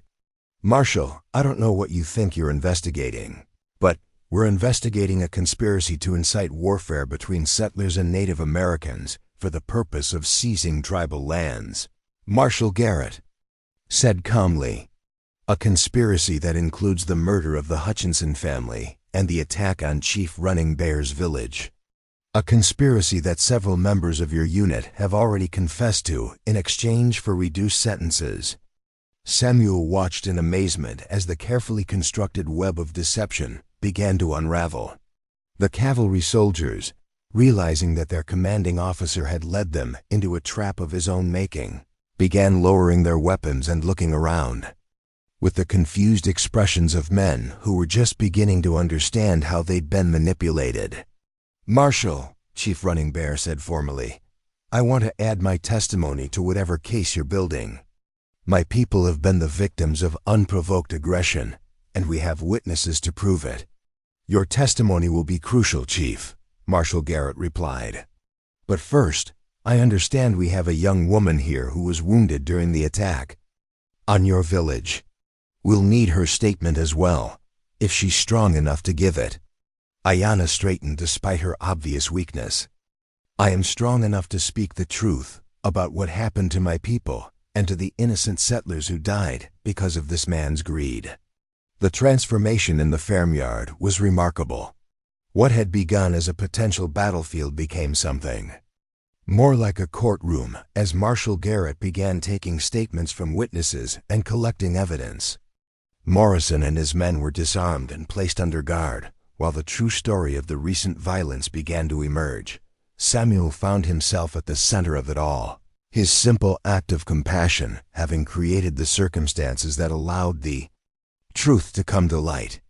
If he hadn't given Ayanna his blanket, if his family hadn't chosen to care for her despite the risks, she would have died in the wilderness and the conspiracy might never have been exposed. "Son," Marshal Garrett said, approaching Samuel as the formal proceedings continued around them, "I want you to understand something important. Your decision to help this young woman probably saved dozens of lives. If Morrison's plan had succeeded, we would have had a full-scale war in this territory within weeks." Samuel looked around the farmyard, where federal marshals worked alongside Cheyenne warriors to document evidence while his parents provided coffee and food to everyone involved. The scene would have been unimaginable just days earlier, but somehow it felt natural now, as if this was how things were always supposed to be. "I just saw someone who needed help," Samuel said simply. "Exactly," Marshal Garrett replied. "You saw a human being instead of an enemy. That's a rare gift, and it's one that this country is going to need more of if we're ever going to find peace between our peoples." Chief Running Bear approached them, his bearing still dignified, but now relaxed in a way that suggested the immediate crisis had passed. "Samuel Bennett," he said formally, "I want to make you an offer." Among my people, we have a tradition of adopting into our tribe those who show exceptional courage and honor. You saved my niece's life at great risk to yourself and your family. If you wish, you will always be welcome in our villages as a brother." Samuel felt tears prick his eyes at the unexpected honor. "Thank you, Chief. That means more to me than I can say." "There's more," Chief Running Bear continued. "My niece has asked me to give you something." He reached into a leather pouch and withdrew a small carved medallion made from what appeared to be silver and turquoise. "This belonged to her father, my brother Moppy.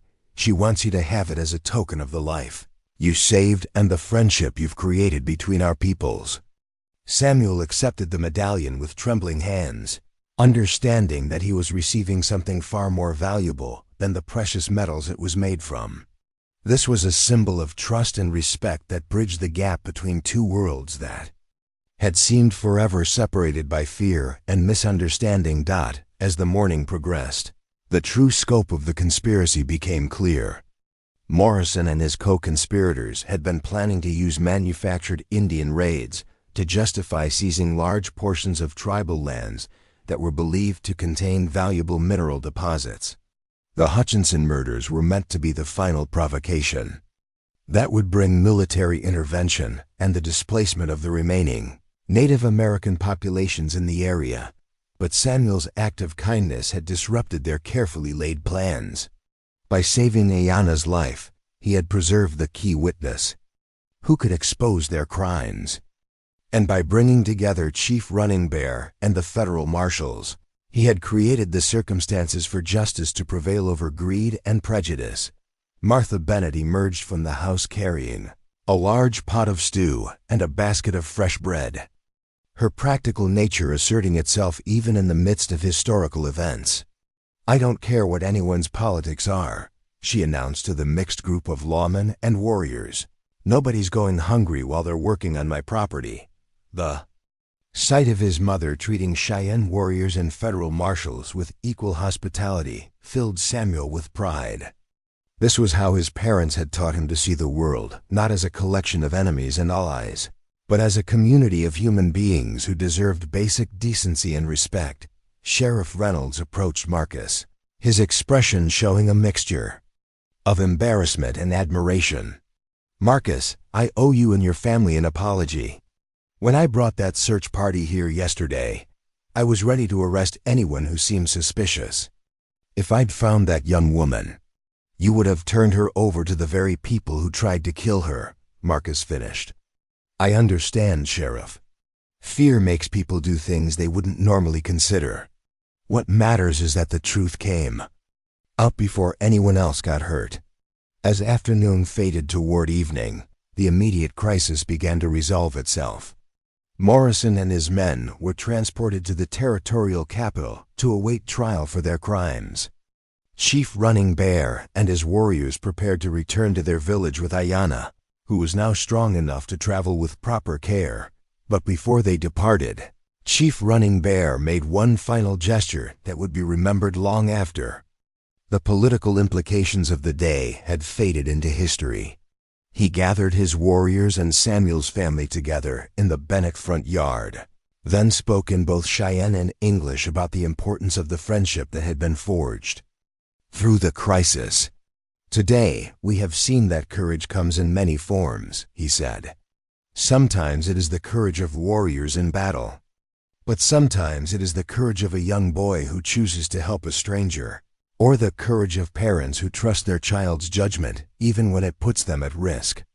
This kind of courage, the courage of compassion, is what will ultimately bring peace to this land."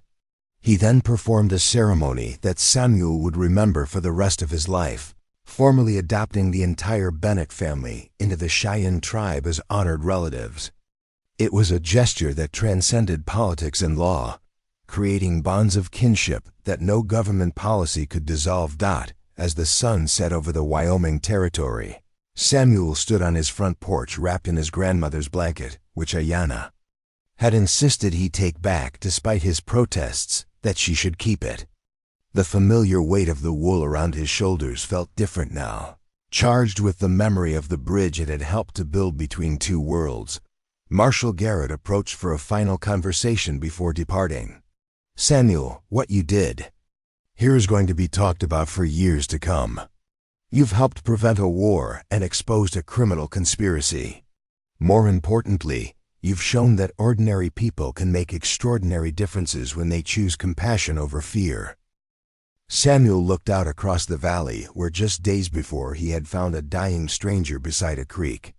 The landscape looked the same, but everything had changed. The fear that had poisoned relationships between settlers and Native Americans was beginning to lift, replaced by the possibility of understanding and cooperation. "Marshal," Samuel said thoughtfully, "do you think things will really be different now? Between our peoples, I mean." Marshal Garrett considered the question seriously. "I think you've given everyone a chance to be different, Samuel. Whether they take that chance will depend on whether more people choose to follow your example. But for the first time in a long while, I'm optimistic about the possibilities." As night fell over the homestead, the Bennett family gathered around their kitchen table with a sense of completion that went beyond the resolution of immediate dangers. They had been tested in ways they never could have imagined, and they had discovered reserves of courage and compassion they hadn't known they possessed. Samuel fingered the medallion Chief Running Bear had given him, thinking about how much his world had expanded in just a few days. He had started the week as a lonely farm boy with little knowledge of the wider world. He was ending it as someone who had helped change the course of history and earned the respect of people from cultures he had never encountered before. His grandmother's blanket lay folded on his bed, and Samuel understood now why she had insisted it would remind him that someone had put love into every stitch. That love hadn't just kept him warm, it had kept another human being alive long enough for justice and understanding to prevail. Tomorrow would bring new challenges and possibilities, but tonight Samuel Bennett slept peacefully in the knowledge that sometimes the smallest acts of kindness could indeed spread like ripples across still water, reaching farther than anyone could ever imagine. 3 months after the confrontation that changed everything, Samuel Bennett stood once again by Willow Creek, but this time he wasn't alone. Beside him walked James Running Eagle, Chief Running Bear's 15-year-old grandson, who had come to spend the winter with the Bennett family as part of an exchange program that had grown from the friendship forged during those crucial days. In November, the creek looked different, now not because the landscape had changed, but because Samuel saw it through eyes that had been open to possibilities he'd never imagined. Where once he had seen isolation and emptiness, he now saw connections that stretched across the valley to the Cheyenne village 30 miles north, and beyond that to a wider world where his actions had resonated in ways he was only beginning to understand. "This is where you found my cousin," James said, his English accent free after years of education at a mission school, though he chose to speak Cheyenne as often as possible to maintain his connection to traditional ways. Samuel nodded, remembering that November morning that seemed both a lifetime ago and as immediate as yesterday. "She was lying right there, under the big cottonwood. I thought she was dead at first. Ayanna says you saved her life without knowing who she was or where she came from," James said thoughtfully. "In our traditions, that kind of selfless courage is considered one of the highest virtues. It shows a spirit that sees beyond surface differences to the humanity underneath." The winter had been unusually mild, allowing for more travel and communication between communities than anyone had expected. The Bennett homestead had become an unofficial meeting place for settlers and Native Americans who were working to build relationships based on mutual respect rather than fear and suspicion. Samuel's parents had embraced their new role as cultural ambassadors, with Martha teaching Cheyenne women about European-style cooking and sewing techniques while learning traditional methods of food preservation and herbal medicine in return. Marcus had found himself serving as an informal mediator in disputes between neighboring ranchers and hunting parties. His reputation for fairness and his family's demonstrated commitment to justice making him a trusted voice in a region where trust had been scarce. The transformation from isolated homesteader to community leader had been gradual but profound, revealing leadership qualities that had been dormant during their years of solitary frontier life. But it was Samuel whose life had changed most dramatically. Word of his actions had spread far beyond the Wyoming Territory, carried by newspaper reporters who had come to investigate the military conspiracy and stayed to document the remarkable story of cross-cultural cooperation that had emerged from the tragedy. Letters arrived regularly from as far away as Boston and San Francisco, from educators and religious leaders who wanted to understand how a 12-year-old farm boy had accomplished what seasoned diplomats had failed to achieve. "There's something I need to show you," James said, reaching into his jacket and withdrawing a leather-bound journal. "Ayanna asked me to bring this to you. She's been writing down everything she remembers about that week and about what happened afterward. She wants your family to have it." Samuel accepted the journal with reverence, understanding that he was receiving something precious beyond its material value. Ayanna had recovered completely from her physical injuries, but she had also been transformed by her experience with the Bennett family. She had become a powerful voice for peace within her own community, using her story to advocate for cooperation rather than revenge in response to the injustices her people had suffered. Opening the journal to the first page, Samuel found a message, written in careful English script, to Samuel, Martha, and Marcus Bennett. "You saved more than my life when you choose kindness over fear. You saved the possibility of peace for all our peoples. This journal contains the story of how love can triumph over hatred, and how one act of compassion can change the world. Keep it safe, and remember that the courage you showed belongs not just to you, but to everyone who chooses to see humanity in strangers. Your sister in spirit, Ayanna runs with Sky." Tears blurred Samuel's vision as he read the inscription. The formal adoption ceremony had made the Bennett family honorary members of the Cheyenne tribe, but this felt even more personal, a recognition of the spiritual bond that had been forged through shared crisis and mutual respect. "She's doing well?" Samuel asked, carefully closing the journal. "Better than well," James replied with a smile. "She's become something of a legend among our people. They call her Woman Who Builds Bridges now. She spends most of her time traveling between villages, telling the story of what happened here and convincing other tribes that cooperation with friendly whites is possible." The ripple effects of that November week had indeed spread far beyond the Bennett homestead.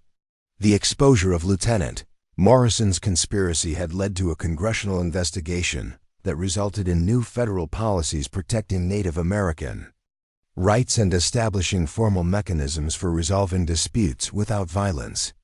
Morrison himself had been sentenced to 20 years in federal prison, along with several of his co-conspirators, sending a clear message that military officers who violated their oaths would face serious consequences. More importantly, the success of the peaceful resolution had inspired similar efforts throughout the Western Territories. Samuel had received letters from families who had chosen to help Native American refugees, from tribal leaders who had decided to reach out to neighboring white communities, and from government officials who were working to implement policies based on cooperation rather than conquest. "Your grandfather wants to invite your family to attend the spring council meeting," James continued. "All the major chiefs will be there, along with representatives from the territorial government.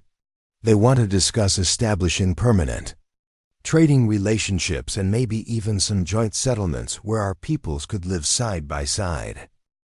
Samuel felt a thrill of excitement at the prospect. The Spring Council was one of the most important gatherings in Cheyenne political life, and for a white family to be invited as honored guests was virtually unprecedented. It would be another milestone in the ongoing transformation of relationships between Native Americans and settlers in their region. "What does your grandfather think about all these changes?" Samuel asked. Is he happy with how things have turned out? James considered the question seriously. I think he's cautiously optimistic. He's seen too much betrayal and violence to believe that everything will be easy from now on. But he also says that what your family did proves that real friendship is possible between our peoples, and that gives him hope for the future. As they walked back toward the homestead, Samuel reflected on how much his own understanding had evolved over the past months. The moral certainty he'd felt when giving Ayanna his blanket had been replaced by a more complex appreciation of the challenges involved in building lasting peace between cultures that had been taught to see each other as enemies. The arrival of spring had brought new settlers to the valley, including some who were skeptical of the Bennett family's close relationships with Native Americans. There had been tense conversations and a few outright confrontations as Samuel's parents worked to explain their position and advocate for continued cooperation. Not everyone was ready to abandon the prejudices and fears that had shaped frontier life for generations, but there had also been remarkable successes. The trading relationships that had developed over the winter had proven beneficial to both communities, with Cheyenne craftspeople exchanging beautiful beadwork and leather goods for European tools and manufactured items. More importantly, the personal friendships that had formed were creating bonds that transcended economic interests. Samuel had become something of a celebrity among the local children, both Native American and white, who saw him as proof that young people could make a difference in the world. He'd been invited to speak at schools and churches throughout the territory, sharing his story and encouraging others to choose compassion over fear when faced with difficult decisions. The attention had been overwhelming at times, but it had also given Samuel a platform to advocate for the values his parents had instilled in him. He'd learned to speak confidently about the importance of seeing humanity in strangers, about the courage required to help others despite personal risk, and about the way small acts of kindness could have consequences far beyond anything their authors could imagine. Samuel, Martha called from the front porch as they approached the house. Come inside, you two. We've got visitors. Samuel and James quickened their pace, curious about who might be calling on this crisp March afternoon. They found the kitchen filled with an unlikely gathering. Sheriff Reynolds sat at the table alongside Chief Running Bear himself, while a woman Samuel didn't recognize took notes in a small notebook. Samuel James, Chief Running Bear said, rising to greet them with formal dignity. I want you to meet Miss Catherine Morrison from the Eastern Women's Educational Association. She's here to discuss a rather interesting proposal. Miss Morrison stood as well, revealing herself to be a tall, earnest-looking woman in her 30s with intelligent eyes and the kind of confident bearing that suggested someone accustomed to making important decisions. Mr. Samuel Bennett, I presume? I've traveled quite a distance to meet you. Samuel felt his face flush with embarrassment. Yes, ma'am.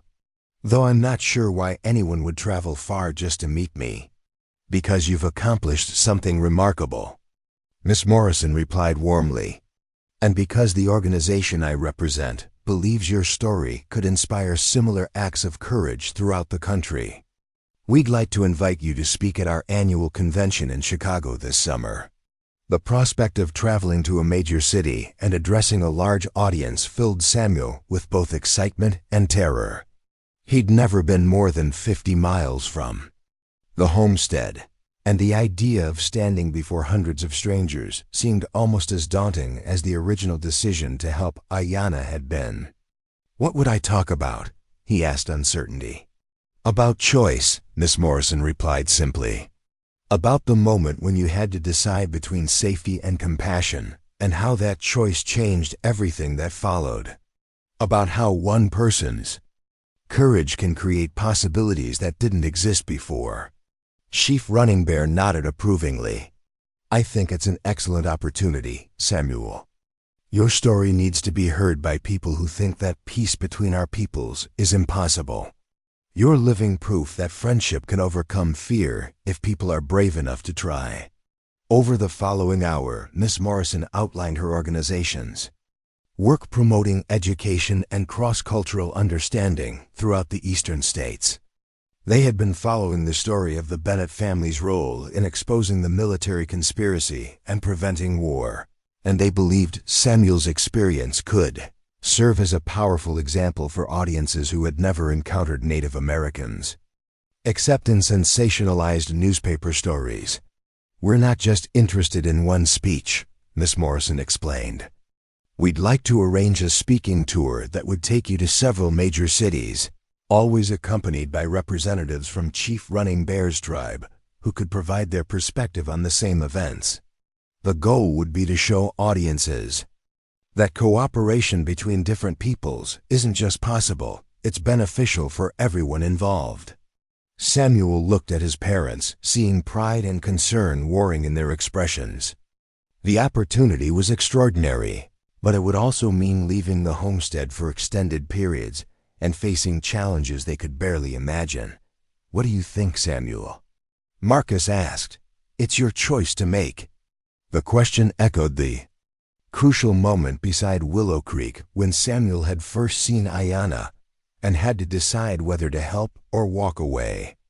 Once again, he was being asked to choose between the safe, predictable path and the unknown journey that might lead to something important. I think, Samuel said slowly, that if my story can help other people make the same choice I made to help instead of hurt, to trust instead of fear, then I have to tell it, even if it's scary. Chief Running Bear smiled with deep satisfaction. That is exactly the answer I hoped you would give. You continue to honor the courage you showed that first day. As the afternoon progressed, plans began to take shape for Samuel's speaking tour. Miss Morrison would arrange the logistics and provide coaching to help him develop his presentation skills.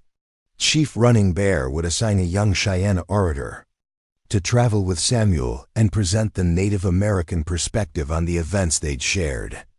And most importantly, James would accompany Samuel as both translator and cultural ambassador, ensuring that the Cheyenne voice was authentic and respectful. The conversation continued through supper and into the evening, touching on topics ranging from the practical details of travel arrangements to the larger philosophical questions about how societies could learn to live together peacefully. Samuel found himself thinking about his grandmother's blanket, still folded carefully in his bedroom, and how she had somehow known that the love stitched into that wool would someday reach people she'd never meet in places she'd never seen. As their guests prepared to depart the next morning, Chief Running Bear pulled Samuel aside for a private conversation. Before I go, I want to give you something that belonged to Ayanna's father. He withdrew from his saddlebag a small leather pouch decorated with intricate beadwork in blues and reds that seemed to capture the colors of sky and earth. This was his medicine bag, containing items that were sacred to him. Ayanna asked me to give it to you as a token of the spiritual bond between your families. Samuel accepted the medicine bag with trembling hands, understanding that he was receiving one of the most precious gifts possible in Cheyenne culture. Chief, I don't know if I'm worthy of something so important. Worthiness isn't something you're born with, Chief Running Bear replied gently. It's something you earn through your choices and actions. You've more than earned the right to carry a piece of my brother's spirit with you as you travel the world telling this story. As the Cheyenne delegation rode away across the spring prairie, Samuel stood on his front porch holding the medicine bag and thinking about the journey that lay ahead. In just a few months, he would be standing before audiences in cities he'd only read about in books, sharing a story that had begun with a simple act of compassion beside a creek. The boy who had given his blanket to a dying stranger was about to become a voice for peace and understanding in a world that desperately needed both. And somewhere in the distance, carried on the warm spring wind, Samuel could almost hear his grandmother's voice reminding him that love, once given freely, would continue to spread like ripples across water, reaching shores he couldn't yet imagine. Future stretched before him like the endless prairie, uncertain but full of possibility, challenging but rich with the promise of connection and understanding. Samuel Bennett, the farm boy who had chosen kindness over fear, was ready to discover just how far those ripples could reach. 6 months had passed since Miss Morrison's visit, and Samuel Bennett found himself standing on a train platform in Chicago, clutching a carpet bag that contained everything he owned and staring up at buildings that seemed to scrape the very sky itself. The noise was overwhelming, steam engines hissing, vendors calling out their wares, and hundreds of people moving with a purposeful urgency that made his frontier sensibilities feel utterly foreign. Beside him stood James Running Eagle, equally wide-eyed but maintaining the stoic composure that his grandfather had taught him was appropriate when representing his people in unfamiliar territory. Both young men wore their finest clothes, Samuel in a new suit that his mother had painstakingly sewn from fabric ordered specially from Denver, and James in traditional Cheyenne ceremonial dress that drew curious stares from passersby. Samuel Bennett? A woman's voice cut through the chaos, and they turned to see Miss Morrison approaching with a smile that mixed genuine warmth with obvious relief. "And you must be James. Welcome to Chicago, gentlemen. I hope the journey wasn't too difficult." The train ride from Wyoming had been Samuel's first glimpse of how much the world had changed since the completion of the Transcontinental Railroad. They had passed through settlements that hadn't existed when his family first arrived in the territory, seen evidence of mining operations and cattle ranches that spoke to the rapid development transforming the American West, but nothing had prepared him for the sheer scale and complexity of a major city. "It's bigger than I expected," Samuel admitted, craning his neck to take in the towering facades of the buildings surrounding them. Miss Morrison laughed. "Chicago has that effect on most visitors. But don't worry, you'll find your bearings quickly. And the people you'll be speaking to are eager to hear your story. Word has spread about what happened in Wyoming, and there's tremendous interest in understanding how such remarkable cooperation was achieved." As they made their way through the crowded streets to the hotel where they would be staying, Samuel found himself thinking about how far he had traveled, not just in miles, but in understanding. The boy who had given his blanket to a stranger beside Willow Creek could never have imagined standing in the heart of one of America's greatest cities, preparing to address audiences who would hang on his every word. The hotel was grander than anything Samuel had ever seen, with carpeted lobbies and electric lights that turned night into day with the flip of a switch. James seemed equally impressed, but worked hard to maintain his dignity in the face of such overwhelming luxury. They had been given adjoining rooms on the 3rd floor, with windows that looked out over a cityscape that stretched to the horizon. "Tomorrow morning, you'll have your first speaking engagement," Miss Morrison explained as she reviewed their schedule. "It's a relatively small audience, about 200 women from various charitable organizations who are interested in cross-cultural education. Think of it as practice for the larger venues later in the week." Samuel felt his stomach clench with nervous energy. 200 people seemed like an enormous crowd to him, and the thought of standing before them and sharing the most personal moments of his life made his hands shake slightly. But James placed a steadying hand on his shoulder, reminding him that they were in this together. "In my culture, we believe that stories have power," James said quietly. "Not just to entertain, but to heal and teach and connect people across the differences that seem to divide them. Your story, our story, has that kind of power. Trust in it." That evening, Samuel sat by his window writing a letter to his parents, trying to capture in words the overwhelming experience of being so far from everything familiar. But as he wrote, he found himself thinking less about the strangeness of the city and more about the opportunity that lay before him. The next morning arrived with a mixture of autumn chill and nervous excitement. Samuel and James were driven to the venue in a carriage that seemed impossibly elegant compared to the farm wagons Samuel was accustomed to. The building where he would speak was a beautiful hall with high ceilings and rows of chairs arranged in perfect symmetry, already beginning to fill with well-dressed women who chatted quietly among themselves. Miss Morrison introduced him with words that made Samuel's accomplishments sound far grander than he felt they actually were. But when he stood at the podium and looked out at the expectant faces before him, something shifted inside him. These weren't strangers judging him. They were people who genuinely wanted to understand how peace was possible in a world that seemed determined to choose conflict.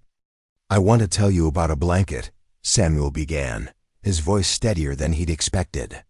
"A blanket that my grandmother made with her own hands, pouring love into every stitch.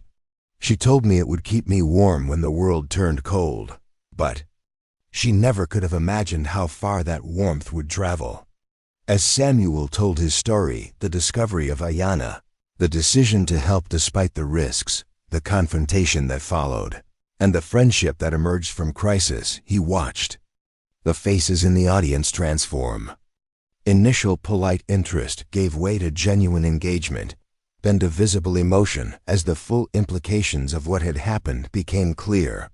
When James stood to offer the Cheyenne perspective on the same events, speaking about his cousin's near-death experience and his grandfather's decision to trust the Bennett family, the audience was completely silent. His words, translated through the formal English he had learned, but carrying the cadence and dignity of his native language, painted a picture of the events that was both parallel to and distinctly different from Samuel's account. "My people have a saying," James concluded. "When strangers become family, the world becomes smaller and the heart becomes larger." The Bennett family proved that this transformation is possible, even in the darkest of times. The questions that followed were thoughtful and challenging. The audience wanted to know about the practical difficulties of cross-cultural cooperation, about the ongoing challenges in Wyoming, about whether the success they had achieved could be replicated in other regions. Samuel and James found themselves drawing on months of reflection and experience to provide answers that were honest about the complexities, while remaining hopeful about the possibilities. After the presentation, they were surrounded by audience members who wanted to share their own stories of reaching across cultural divides, of choosing understanding over fear in their own communities. Samuel realized that his experience, while unique in its specific details, was part of a larger pattern of individuals who were working to build bridges in their own spheres of influence. "You've given us something precious today," an elderly woman told Samuel as the crowd began to disperse. "You've shown us that ordinary people can do extraordinary things when they choose love over fear. My grandson is about your age, and I pray he would have the courage to make the same choice you made." That evening, back in their hotel room, Samuel and James reflected on their first public presentation. The initial terror had given way to a sense of purpose and connection that neither of them had fully anticipated. "Did you feel it?" James asked. "The way the audience changed as we spoke. It was like watching walls come down in real time." Samuel nodded, understanding exactly what his friend meant. "It's like my grandmother always said about the blanket, the love spreads farther than you can see. Today, we watched it spread to 200 people who'll take it back to their own communities." Over the following days, they spoke to larger and more diverse audiences. University students peppered them with questions about the political implications of their story. Church congregations wanted to understand the spiritual dimensions of choosing compassion over self-preservation. Business leaders inquired about the economic benefits of peaceful cooperation between different cultural groups. Each presentation was different, but the core message remained the same. One person's choice to see humanity in a stranger could create ripples that transformed entire communities.